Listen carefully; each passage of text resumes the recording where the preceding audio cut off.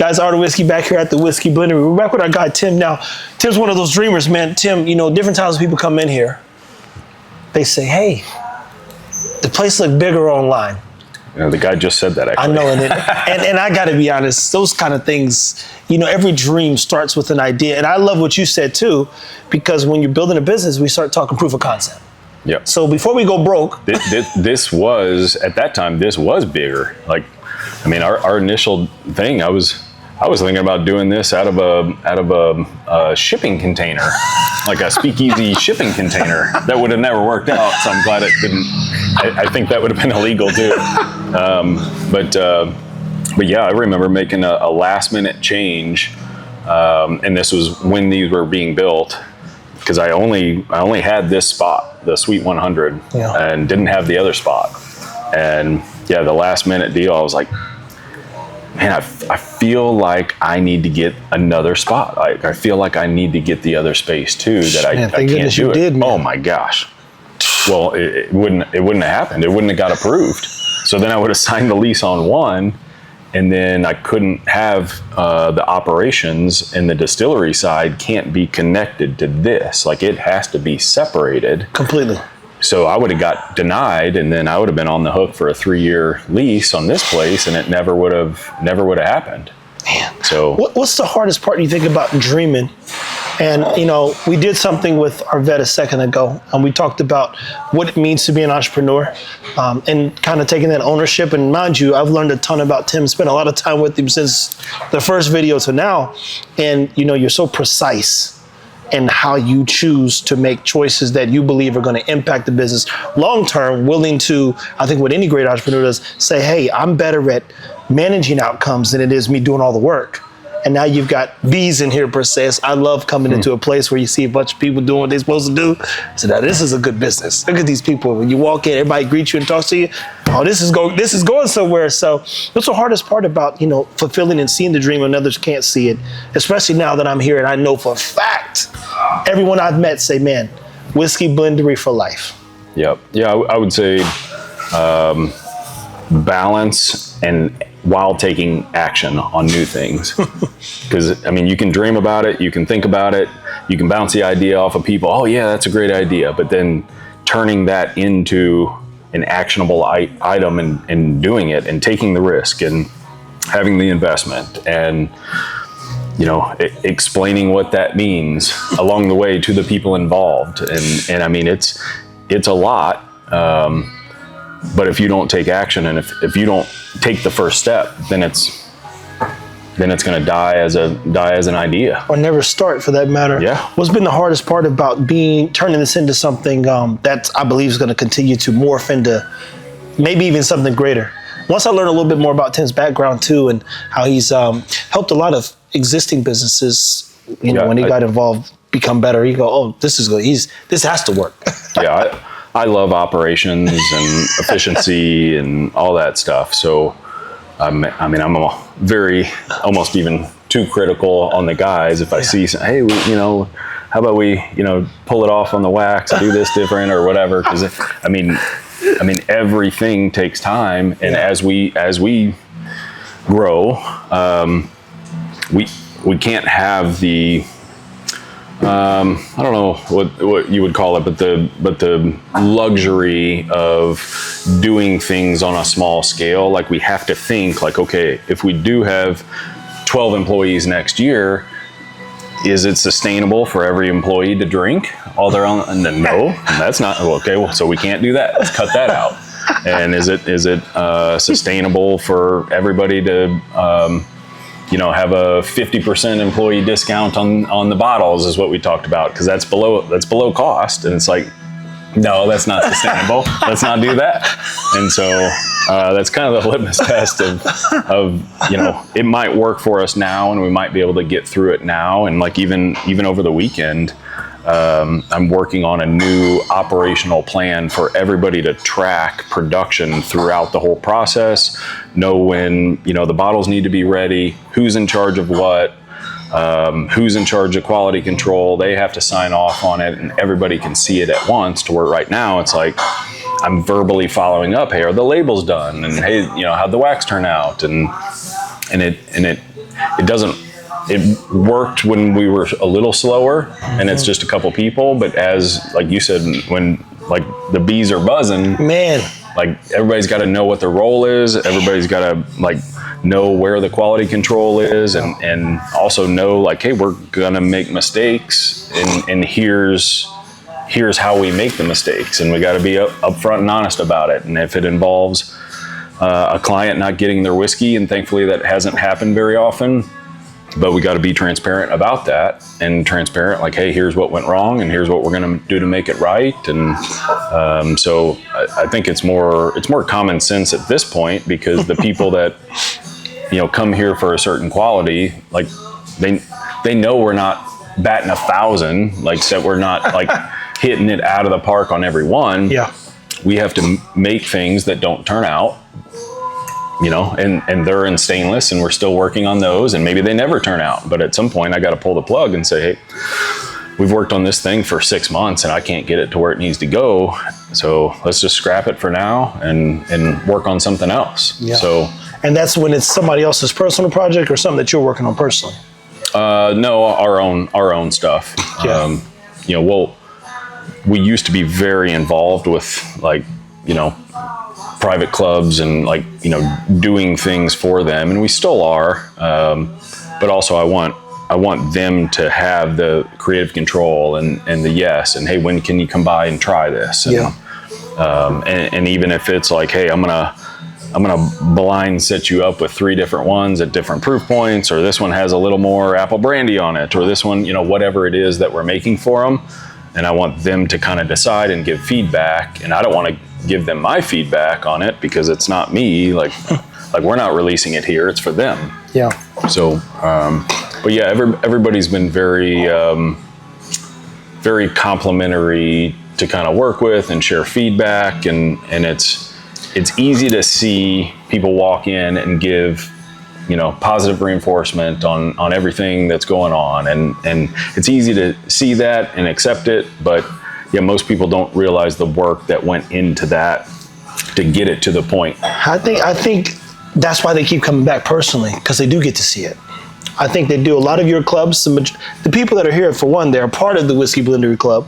So it's all club based. And then when you bring in a club, they know that you tinkered or they tinkered or you found the right formula and they blended for a couple hours.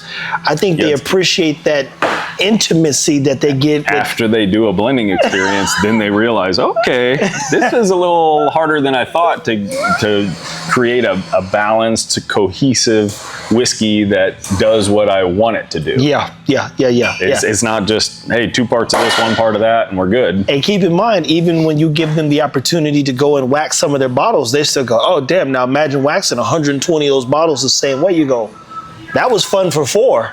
Now let's do 400 more. Yeah. So I do think part of, the support that, and even the like endorsement that he gets when people say, man, that's good, especially if you get to walk from here to there and blend and bottle and share.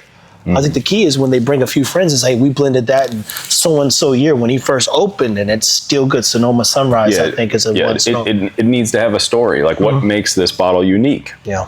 And we're very good at making the blends and the bottles personal and unique to those groups and unique to the people blending for a private group or whatever it is, whether that's help with a name that, or help with the flavor profiles or the age or whatever it is, like whatever they're looking to celebrate with that whiskey, we want to find the perfect whiskey for them and send them on a journey to where they're going to remember everything about this bottle. What's the hardest part, or what would be your best advice to those people that are starting off in business? Because I presumed, and I didn't, I'm being funny when I say that, Tim was never one note. I saw the vision very quickly when he described to me what was going on here. And I like to sit kind of like a little old man and watch what's going on. So I get to see firsthand. I know you're listening. You sit there and don't say, I know you're listening. If you ask Richard. Because every once in a while I see your eyes just like peep up and I look over at you and your eyes just come up. And yeah, I heard that. You get it. Richard came and did a video with us yesterday and I recited everything he said for the past 3 bottles back in the next 3 videos. I said, no, Richard, when they say sponge, I'm a real life sponge. I can remember everything, literally. But it's easy to remember when people know what they're talking about. these guys aren't guessing at whiskey, man, but what would be your best advice to those entrepreneurs, could be anything, that are starting out and trying to figure out how to get going? And in your case, not now, but he's mastered getting over the hump. How do you get over that hump too? Because that's the part that breaks people. It's like you're up that hill and you go, this is never going to end. And then finally... Yeah, like what's your motivation behind it? Like what's driving you to do it? My motivation wasn't to be this huge distillery. It wasn't to sell this many bottles. Like the volume and the sales were never a part of the equation. It's like, man, I'm around great people all day. We're sharing great bottles. We're sharing stories. We're getting to know each other. We're creating this community. Like that's fun to me. So we're just enjoying the ride and doing what I wanted to do and why I created this. So it's not like every day it's like, okay, cool. Yeah, we're going to do this today and we're going to dump this barrel and we got this going on. We got this group coming in. So I'm just enjoying what we're doing, and it's about the whiskey and it's about the people, and that makes it enjoyable. So you're not having to oh man, it's Monday and we got this, and I don't want to be here. Not like I do want to be here. I like when you come. I like when other people come in and talking to new people. Like I enjoy those things. And everybody around me enjoys the same thing. I mean, look, Stan, he shows up. He's driven 90 miles, 100 miles, and he say, man, so you're not going to the Blendery today? I'm like, if you want to go, we can go up there, man. Yeah, let's go up there, man. I'm running a little low. So I've got some people who are aficionados, advocates, super supportive, and they love being here just as much as we do. I'm in no rush when I come here. So yeah, that's helped me push through the stall, because we've had a stall, and in the beginning it was like nobody knew about us, and actually, like when you start a new brand, like a few of your friends will want to support you, but then it's like, hey, you're not a new brand. You have nobody knows you for quality. Like, I'm not going to take the chance. Like, it's like, so when it's a new label, it's like, no, I'm good. I've got plenty of bottles. I've got enough bottles right now. I don't need any more bottles. Yeah. And now it's like the guy that was just here is like, I don't need any more bottles, but then he bought 2 and then bought another one after he tried one. So it's like, so now we're over the hump because of the passion for the whiskey and the community that makes it special. Mm-hmm. But then also my advice would be, like, once you think you're over the hump, you're probably not, because there's new issues and there's new problems every step of the way. So it's just a different season, and the problems get bigger to scale. So now you're making bigger decisions that have a larger impact, and if you mess up on those, they have consequences, like large consequences. Man. So you also have to be calculated on how fast, because I mean you've even heard how many people are like, oh man, we need one of these in Austin. We need one of these here. Can you franchise? I'd buy a franchise. And it's like, no. Like, nope. Let's get out of this metal building first, have a headquarters, and have something that works before we even think about doing anything else. And for those that don't know, Tim comes from the franchise space, so he knows how to effectively, efficiently, structurally build something that will sustain itself while integrity and quality doesn't diminish. So think about that. I know I said a lot, but you go, there are certain mistakes you can make very quickly when you think people get excited about hype. Yep. And if you sell hype, it'll fail. If we sell work, it'll work. That's why I tell people, I say, guys, I'm not selling nothing but work. It's a lot of work goes into this. Yeah, you say that a lot. Yeah, it's like, hey, this ain't no dream, this is work. And people go, oh, you're living a dream. Look, this guy's living a dream because he gets to talk to. I saw him even spend the time he did with that guy.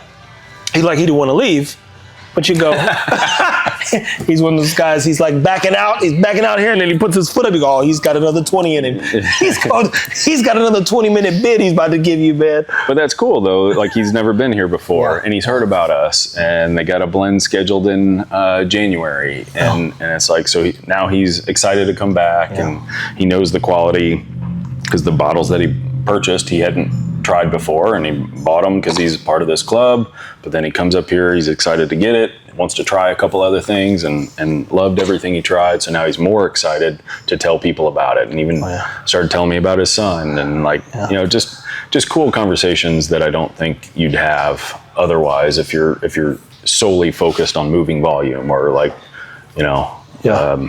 things that don't matter to him. Like there's a back and forth that happens when people walk in here, and it's a fun exchange. It is, and I tell you this: you've never cut someone off, and I mean like basically cut their experience short. If they want to see the birdhouse, Tim will take you over there. If they want to talk about their kids, he doesn't rush any process. And any more importantly, he loves customer service and the customer experience, which is key. And we all try to mimic that because I know the importance of hello. Just saying hi hi, how's it going? Just that acknowledgement keeps somebody coming back. Well, like even we were just talking about how many people we have on the wait list for the social membership, the blending membership. I could open up the floodgates, but that takes away from the experience, and that takes away from if we'd open up the bottle of the month. Like I told you, we had 29 people on the list, and it's like, we could keep adding people to the list.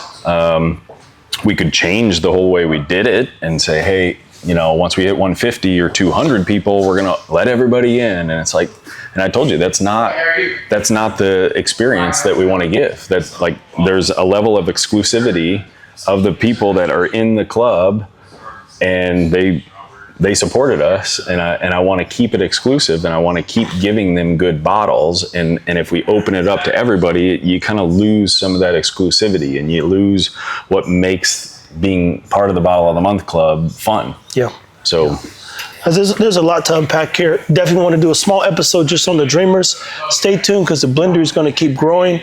Everyone who comes in here, and hopefully you get a chance to come in here and be a part of this experience. They never leave here empty-handed. Like you go someplace like I'm good. You're like nobody leaves here. It's rare. If you've got no more left in your bourbon budget, don't come here at all, people. And Tim doesn't know this. When I was analyzing kind of like the business and the stuff that I'm going to work as we work inside of his structure, that's what made me think of Keep It Whiskey. Because when you talked about, we won't say names of groups or anything, but just the structure and how it's all about the whiskey, which means it's whiskey forward, and whiskey's about experiences. It's like, okay, what do I want to talk about? I want to talk about much bull. Let's just keep it whiskey, guys. And that keeps it simple. They said KISS theory, keep it simple, stupid. So guys, let's just keep it whiskey, man. Until next time.